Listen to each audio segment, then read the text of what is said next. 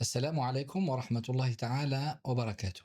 Allah subhanahu wa ta'ala dit dans sa parole, surat Yasin, ni le soleil peut rattraper la lune, ni la nuit peut rattraper le jour. Et nous trouvons par exemple un autre verset qui va nous expliquer comment l'embryon va se former jusqu'à devenir une nouvelle création.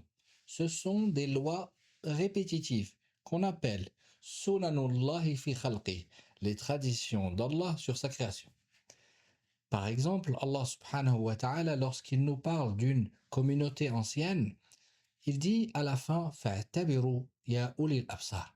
Tirez-en une leçon, ô vous qui êtes doués de clairvoyance. Les sunan, les traditions d'Allah sont générales. Et voilà que les histoires d'antan sont racontées et on doit en tirer une moralité. Ce qui était profitable hier, les traditions d'hier sont encore valables aujourd'hui. Donc les traditions sont générales. Et ensuite, on dira aussi que les sunan sont immuables. Immuables, c'est-à-dire qu'elles ne changeront pas. Elles seront ainsi jusqu'au jour du jugement dernier. Ainsi a décrété ton Seigneur lorsqu'il a dit subhanahu وَلَن تَجِدَ لِسُنَّةِ اللَّهِ تَبْدِيلًا. Et tu ne trouveras aucun changement dans les traditions d'Allah subhanahu wa ta'ala. Alors, quelle est l'importance de se concentrer sur cette grande thématique qui est les traditions d'Allah subhanahu wa ta'ala sur sa création? Premièrement, ça fait partie intégrante de la religion. Lorsqu'Allah subhanahu wa ta'ala nous raconte ces histoires, ce n'est pas pour dormir, mais plutôt pour s'éveiller, se réveiller et suivre nos prophètes qui sont nos exemples et nos modèles. Aussi, c'est aussi pour gagner en sagesse et en élévation face aux problématiques personnelles, mais aussi les problématiques de toute la communauté.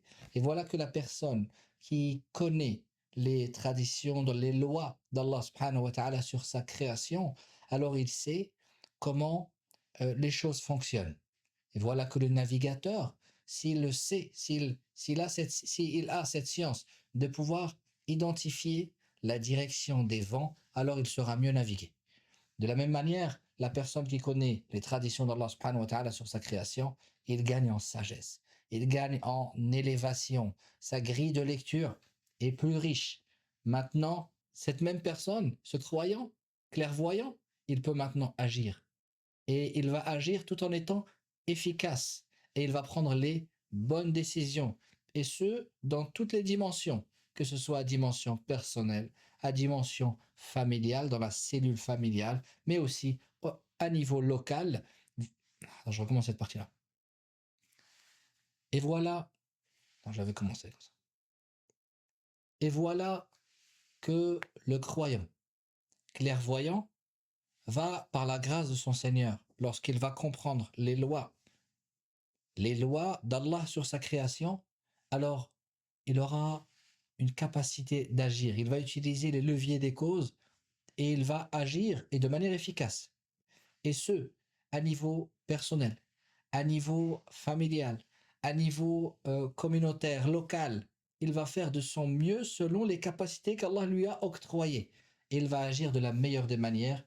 Et voilà que nous lisons le Coran et tout cela pour nous pousser à agir dans le bon sens, subhanahu wa ta'ala, selon la volonté de qui? De Allah subhanahu wa ta'ala. Barakallahu fikum ala husn istima'ikum. Je vous remercie pour votre bonne écoute et je vous dis à la semaine prochaine, Inch'Allah, et je vous dis Assalamu alaikum wa rahmatullahi ta'ala wa barakatuh.